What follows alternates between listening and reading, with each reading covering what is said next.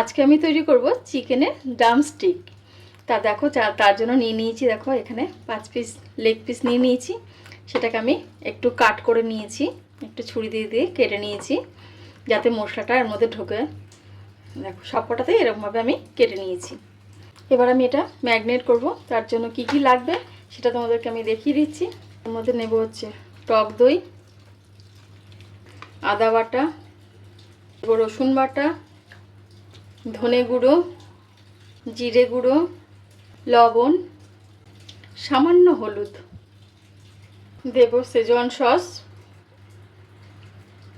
দেব 1 চামচ সোয়া সস, দেব অরিগান, দিয়ে দেবো চিলি ফ্লেক্স, দেব chaat masala, red chilli sauce, দেব একটু কাশ্মীরি লঙ্কার গুঁড়ো কালারের জন্য, দিয়ে দেবো লেবুর রস। সবগুলো একসঙ্গে মেখে নেব।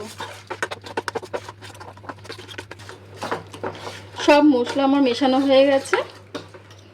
এবার এর মধ্যে দিয়ে দেবো একটু বাটার আর দেব ব্ল্যাক পেপার, যেটা আমি আগে দিতে ভুলে গেছিলাম। এবার এটা দিয়ে আবারও ভালোভাবে মিক্স করে নেব।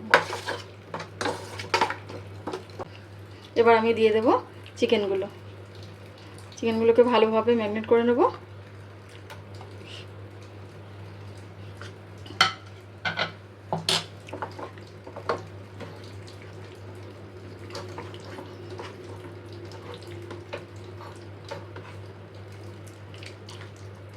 যাতে সবগুলো এই ভেতরেও ঢুকে যায় মশলাগুলো, এইভাবেই আমাকে ম্যারিনেট করতে হবে।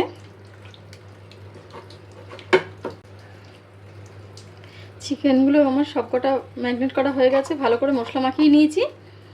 এবার আমি এটাকে 2 ঘন্টার জন্য ঢাকা দিয়ে ফ্রিজে রেখে দেবো। দেখো 2 ঘন্টা বাদে আমি তোমাদের দেখাচ্ছি। দেখো কতটা সুন্দর হয়েছে দেখতে, সব চিকেনের গায়ে সব মশলাগুলো লেগে গেছে। এবার আমি এটাকে ফ্রাই করব।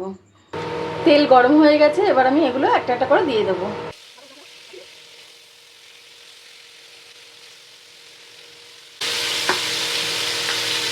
গ্যাসটা লো ফ্লেমে থাকবে, বাড়িয়ে দিলে তো পুড়ে যাবে। গ্যাসের ফ্লেমটা লো করে দিয়ে আস্তে আস্তে ভাজতে হবে। এবার চিকেনগুলো আমি একটা একটা করে উল্টে দেবো।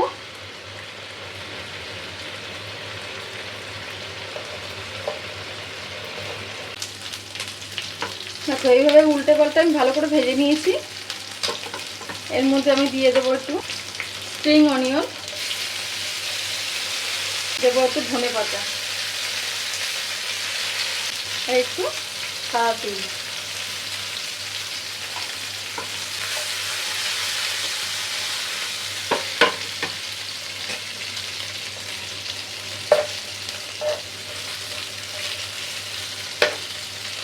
এইভাবে আমি সবকটা ভেজে নেব। তৈরি হয়ে গেল আমার চিকেন ড্রামস্টিক।